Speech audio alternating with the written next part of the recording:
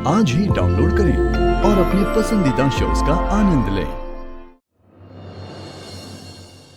हमारी दी हुई चीज हम क्यों वापस लेंगे?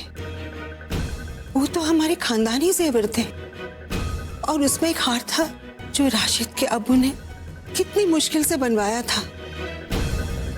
और जो बाकी जेवर थे वो हमारी नानी ने हमें दिए थे। पुष्कानी जेवर थे वो। तुमसे कहा था ना संभाल कर रखना। दादी प्लीज मुझे माफ कीजिए। अम्मी ने जरूर संभाल के रखे होंगे, लेकिन सगाई के पहले वो खो गए। वो हमने तुम्हें दिए थे ना, तुम्हारी जिम्मेदारी थी। हमारे नाना मरो कितने चाव से बनाए थे वो जेवर। जानती हो उसमें 1.5 किलो सोना लगा था और एक एक ना कितने कीमती थे। अल्लाह, ये क्या हो गया? अब हम क्या करें? दादी आप परेशान मत होइए। मुमानी ने गलती से जेवर कहीं और रख दिए होंगे, मिल जाएंगे। नहीं मिले तो अब मैं बोलूंगी ना तो बोलोगी कि बोलती है। अरे ऐसे कैसे नहीं मिलेंगे बड़ी बी? और खुदा के वास्ते ये आंसू बहाना बंद करिए और जेवरों का डब्बा खोजिए। बेचारी हुमैरा को तो देखिए कितनी परेशान है, डर गई है बेचारी। अरे इस पर तो कुछ रहम करिए। भाभी, अम्मी कह रही हैं कि जेवर उनके पास नहीं है। भूल गई होंगी शिरीन, इस उम्र में अक्सर इंसान चीजें भूल जाया करते हैं। तुम्हारा मतलब ये है कि हमें हमारे खानदानी जेवर याद नहीं है? वो सिर्फ जेवर नहीं थे, हमारे बुजुर्गों की दुआएं थी, हमारी अम्मी का प्यार है, हमारे ससुर साहब की यादें हैं जो हमने तुम्हें सौंपी थी और तुमने उसे घुमा दिया। रजिया, खुदा के लिए बता दो कहाँ छुपा कर रखा? अरे मुझे नहीं पता है बड़ी बी, कह तो रही हूँ मुझे नहीं पता है वो जेवर कहाँ है। और अगर खो गए तो खो गए, अब इसमें मैं क्या कर सकती हूँ? भाभी, आप ऐसा कैसे कह सकती हैं? किसी शादी वाले घर से इस तरह जेवर गायब हो जाना कोई अच्छा शगुन तो नहीं हो सकता। और फिर कितने महंगे जेवर थे, 1.5 किलो सोना। हाँ अम्मी, इतनी कीमती चीज खोने का आपको जरा सा भी गम नहीं है? अरे नहीं है गम मुझे, सारे के सारे पीछे पड़ गए। अरे आप लोग सब तो ऐसे पेश आ रहे हैं जैसे वो जेवर मैंने कहीं छुपा दिए हैं। कितनी बार कहा है बड़ी बी, आपके जेवर कहाँ गए मुझे नहीं पता है। और खुदा के वास्ते अब ये बेहुदा सवाल जवाब करना बंद करिए मुझसे। अगर मैं अपने बेटे को जानती हूँ तो ये जो फैसला मैंने लिया है तुम्हारे और जोया के निकाह का, वो गलत नहीं हो सकता। लेकिन पता नहीं क्यों तनवीर को ऐसा लग रहा है कि मैं अपने फैसले तुम पर जबरदस्ती थोप रही हूँ। तनवीर तुम्हारी दोस्त है। अगर हमारे बाद कोई तुम्हारी केयर करता है तो वो तनवीर है, इसलिए उसकी बात को नजरअंदाज नहीं किया जा सकता। असद,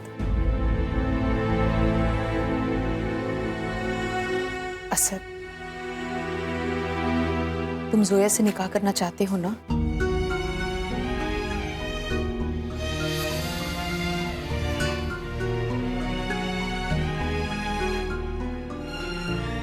ये सवाल मैं तुमसे पहले भी पूछ चुकी हूं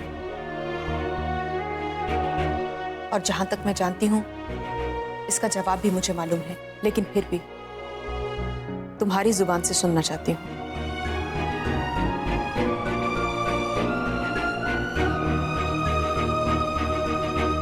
तुम जोया को पसंद करते हो ना?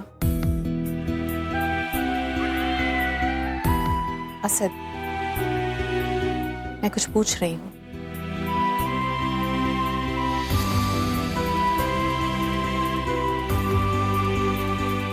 अम्मी।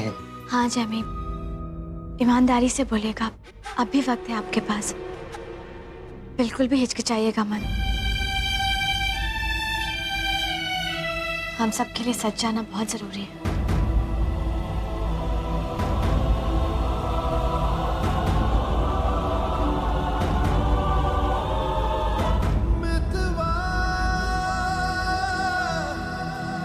क्या है तुम्हारे दिल में? तुम जोया को पसंद करते हो ना?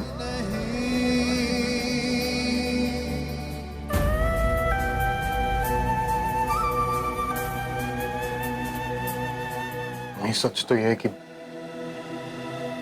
मैं और मिस फारूकी एक दूसरे से बहुत अलग हैं। चाहे वो खाने पीने, रहन सहन, हर बात।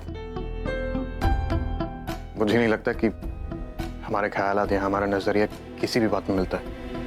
जब भी मुझे लगता है कि मिस फारूकी को जान गया, जो मैं सोचता हूं उसका कुछ ना कुछ उल्टा ही कर देती हूँ। अम्मी, मुझे नहीं पता, लेकिन मुझे पता लग चुका है।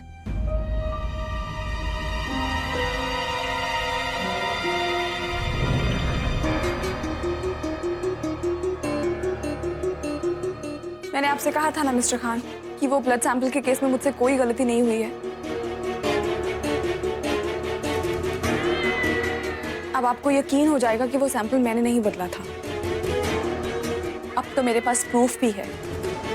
ये देखिए वो फोटोग्राफ।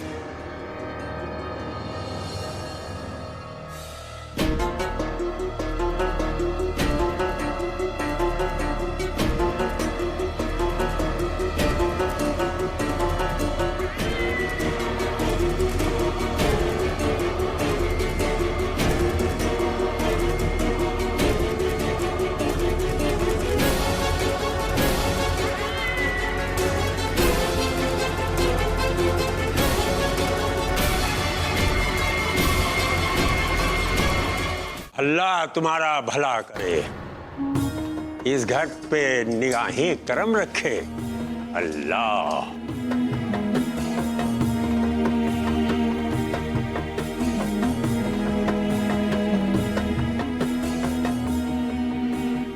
बच्ची, तुम बहुत खुश नसीब वाली हो जो इस घर में पैदा हुई हो।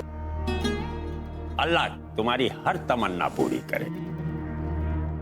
जो इस घर से सोना गया है, अल्लाह करे 100 गुना उसका वापस लौटे।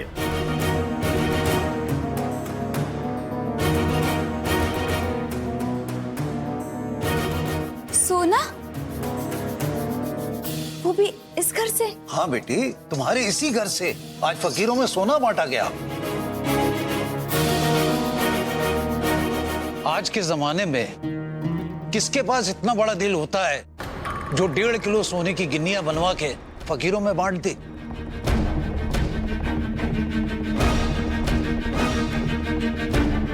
ये गिन्नियां किसने बांटी? रजिया भी ने, और किसने?